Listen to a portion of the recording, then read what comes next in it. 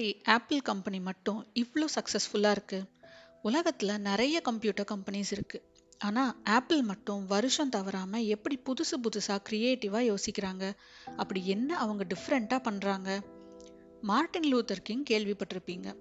யுஎஸ்ல civil rights movement, அதாவது சமூக நீதி எல்லாருக்கும் சமமா இருக்கணுங்கிறத வலியுறுத்தி நடந்த போராட்டங்கள்ல இவர் ஒரு முக்கியமான தலைவர். இவருக்கு முன்னாடி எவ்வளவோ பேர் அவங்களோட உரிமைகளுக்காக போராடினாலும் ஏன் இவரை மட்டும் மக்கள் கொண்டாடினாங்க? நம்ம எல்லாருக்கும் ரைட் பிரதர்ஸ் யாருன்னு தெரிஞ்சிருக்கும். ஏரோப்ளேன் கண்டுபிடிச்சவங்க. இவங்க கண்டுபிடிச்ச அதே டைம்ல இன்னும் நிறைய டீம்ஸ் ட்ரை பண்ணிட்டு இருந்தாங்க. ஏன் இவங்க மட்டும் ஜெயிச்சாங்க? இது எல்லாத்துக்கும் பதில் வச்சிருக்காரு சைமன் சினெக். சைமன் ஒரு பெரிய author and speaker. Business leadership பத்தி நிறைய பாப்புலரான ஸ்பீச்சஸ் கொடுத்திருக்காரு. இவரோட புக்ஸ் எல்லாம் ரொம்ப பாப்புலர். இவரோட ஃபேமஸான டெட் டாக் தான் இந்த எபிசோட்ல நம்ம பார்க்க போறோம். இதுல நம்ம என்ன பிசினஸ் பண்றோங்கிறத விட ஏன் அதை பண்றோங்கிறது தான் முக்கியம்னு சொல்றாரு. இதை இன்னும் டீட்டெயில்ல பார்க்கலாம் வாங்க. வணக்கம், நீங்க கேட்டுட்டு இருக்கிறது தி நெக்ஸ்ட் சாப்டர் பாட்காஸ்ட். நான் உங்க பிஜி. வாங்க இப்போ இந்த எபிசோட்குள்ள போலாம். Apple, Martin Luther king, Wright brothers எல்லாருக்கும் என்ன சம்பந்தம்? இவங்க எல்லார்கிட்டையும் ஒரு பொதுவான பேட்டர்ன் இருக்கு. இவங்க எல்லாரும் ஒரே மாதிரி யோசிச்சாங்க, ஒரே மாதிரி தான் செயல்பட்டாங்க. இது நார்மலா எல்லாரும் பண்றதை விட அப்படியே ஆப்போசிட்டான வழி. ஆனா அது ரொம்ப சிம்பிளான விஷயம். அதுக்கு சைமன் கொடுத்திருக்கிற பேரு கோல்டன் சர்க்கிள். இந்த கோல்டன் சர்க்கிள்ல மொத்தமா 3 சர்க்கிள் இருக்கு. அது என்ன, எப்படி, ஏன்? எல்லாருக்குமே தான் என்ன வேலை பண்றோம் அப்படிங்கிறது தெரியும். கொஞ்ச பேருக்கு அந்த வேலையை எப்படி யுனீக்கா ஸ்பெஷலா பண்ண முடியும்னு தெரியும். ஆனா அதை ஏன் பண்றோம்னு நிறைய பேருக்கு தெரியாது. ஏன் இந்த பிஸ்னஸை பண்றீங்கன்னு கேட்டா அவங்க கொடுக்குற ஈஸியான பதில் எல்லாரும் சொல்ற காசு, லாபம், வெற்றி இதெல்லாம் தான். ஆனா இதெல்லாம் நாம பண்ற வேலையோட ரிசல்ட். அந்த வேலையை பண்றதுக்கு உண்டான நோக்கம் கிடையாது. நாம் ஒரு பிஸ்னஸ் ஸ்டார்ட் பண்ணுறோம்னா எதுக்காக, என்ன காரணத்துக்காக இந்த பிஸ்னஸ் அவசியம்? இந்த பிஸ்னஸ்னால மற்றவங்களுக்கு என்ன சர்வீஸ் கிடைக்க போகுது? இந்த பிஸ்னஸோட நோக்கம் என்ன? இது ஒரு நல்ல பிஸ்னஸ்னு மற்றவங்க எதை வச்சு வேல்யூ பண்ணணும்? இந்த கேள்விகளுக்கு உண்டான பதில்கள் தான் ஒரு பிஸ்னஸ் சக்ஸஸ் ஆகுதா இல்லையா அப்படின்னு முடிவு பண்ணும். இப்போ ஆப்பிள் கம்பெனியை எடுத்துக்கோங்க.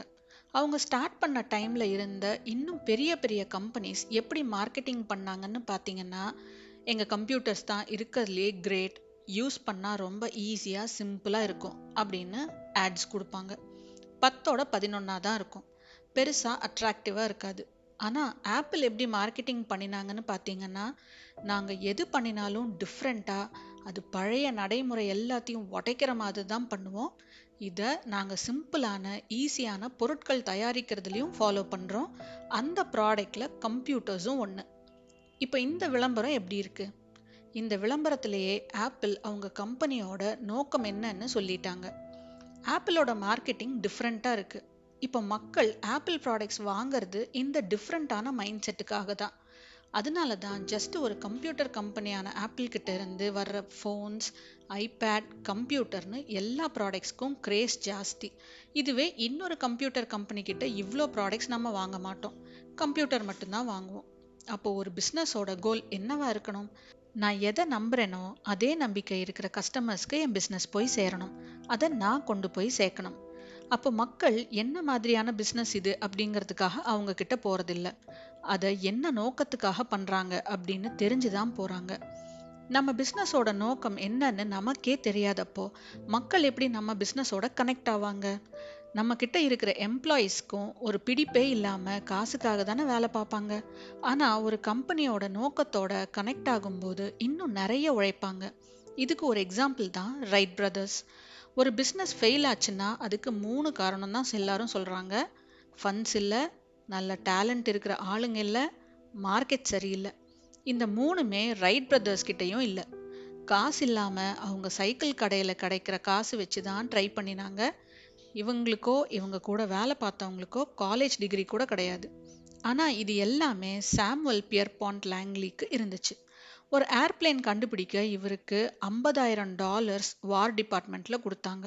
அவர் ஹார்வர்ட் யூனிவர்சிட்டியில இருந்ததால டேலண்டான ஆளுங்களுக்கு பஞ்சம் இல்லை. அந்த டைம்ல மார்க்கெட்டும் நல்லா தான் இருந்துச்சு. இவ்வளோ இருந்தும் ஏன் இவர் ஜெயிக்காம ரைட் பிரதர்ஸ் ஜெயிச்சாங்க? சாமுவேல் தான் பணக்காரர் ஆகணும், ஃபேமஸ் ஆகணும்னு மட்டும்தான் நினைச்சாரு. ஏர்பிளேன் கண்டுபிடிச்சா நமக்கு இதெல்லாம் கிடைக்கும்னு நினைச்சாரு. ஆனா எதுக்காக அதை கண்டுபிடிக்கணும்னு ஒரு நோக்கம் இல்லாம இருந்தாரு. ஆனா ரைட் பிரதர்ஸ் ஏர்பிளேன் கண்டுபிடிச்சா இந்த உலகமே சேஞ்ச் ஆகும்னு நம்பினாங்க. அவங்க நம்பிக்கையோட கனெக்ட் ஆனவங்க அவங்களோட சேர்ந்து போராடினாங்க, ஜெயிச்சாங்க. இவங்க ஒவ்வொரு நாளும் நைட்டுக்குள்ள அட்லீஸ்ட் 5 வாட்டியாவது கிராஷ் ஆவாங்க. அவ்வளோ ட்ரை பண்ணினாங்க. கடைசியா டிசம்பர் 17, 1903 இவங்க ஃபர்ஸ்ட் சக்சஸ்ஃபுல் ஃப்ளைட் கண்டுபிடிச்சாங்க. இவங்க கண்டுபிடிச்ச உடனே சாமுவல் அவர் ட்ரை பண்றதை விட்டுட்டாரு. ஏன்னா அவர் ஃபர்ஸ்ட் கண்டுபிடிக்கலன்னா உடனே இனிமே நாம ரிச் ஆக முடியாது, ஃபேமஸ் ஆக முடியாதுன்னு அதை அப்படியே விட்டுட்டாரு. அவர் இதை கண்டுபிடிக்கிறது உலகத்துக்கு நல்லதுன்னு நினைச்சிருந்தா கண்டிப்பா ரைட் பிரதர்ஸ் கூட சேர்ந்து இதை எப்படி இம்ப்ரூவ் பண்ணலாம்னு பேசியிருப்பாரு. இலான் மஸ்க் எவ்வளோ பெரிய பிஸ்னஸ் மேன்னு எல்லாருக்கும் தெரியும். அவர்கிட்ட வேலை பார்க்கும்போது நேரம் காலம் பார்க்காம வேலை பார்க்கணும்னு எதிர்பார்ப்பாரு. அந்த மாதிரி கமிட் பண்ண முடியாதவங்க நிறைய பேர் வேலையை விட்டு போயிருக்காங்க. ஆனா வேலையை விட்டு போனவங்க நிறைய பேர் திரும்ப வந்து ஜாயினும் பண்ணியிருக்காங்க. ஏன்னா அவரோட நோக்கத்தோட கனெக்ட் ஆனதுனால அவங்க வேலை பார்க்குற டைம் வேர்த்தா தான் இருக்கும்னு நம்புறாங்க. இப்போ இன்னொரு சக்சஸ் ஸ்டோரியை பார்க்கலாம். அது மார்ட்டின் லூதர் கிங்கோடது. 1963 அவரோட பேச்சை கேட்கறதுக்கு 2.5 லட்சம் பேர் வாஷிங்டன் மாலுக்கு வந்தாங்க. இவர் எந்த இன்விடேஷனும் அனுப்பல. அப்போல்லாம் வெப்சைட்ஸும் இல்லை செக் பண்றதுக்கு.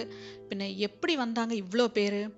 அந்த காலகட்டத்துல இவரை தவிர நிறைய பேச்சாளர் இருந்தாங்க.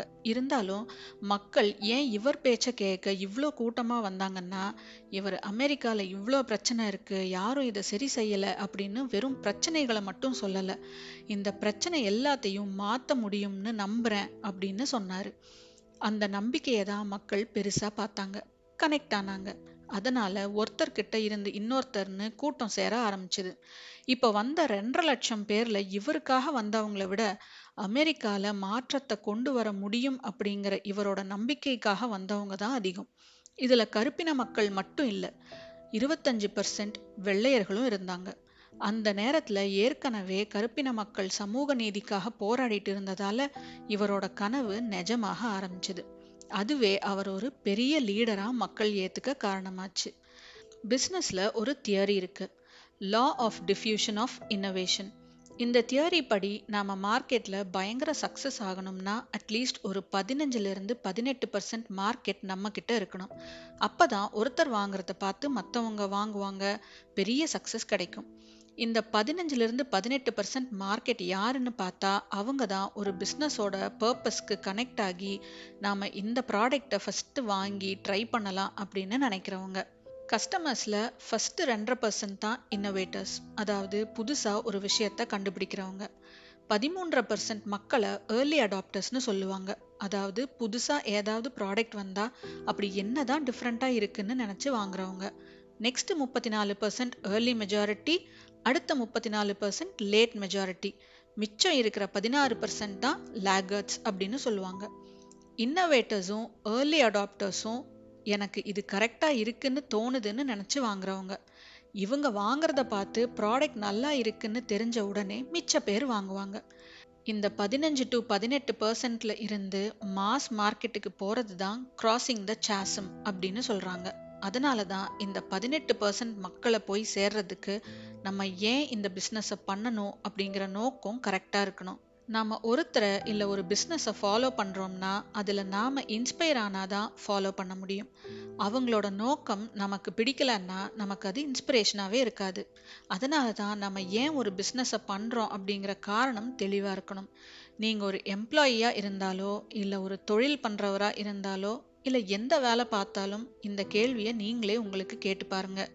பதில் தெரிஞ்ச அப்புறம் கண்டிப்பா உங்களோட ப்ரொஃபஷனல் லைஃப்ல ஒரு நல்ல இம்ப்ரூவ்மெண்ட் இருக்கும். எனக்கு ஆல்ரெடி தெரியும் அப்படின்னு சொல்றவங்க என்ன மாதிரி வேலை பண்றீங்க, ஏன் பண்றீங்க அப்படின்னு உங்க பர்பஸை கமெண்ட்ஸ்ல சொல்லுங்க.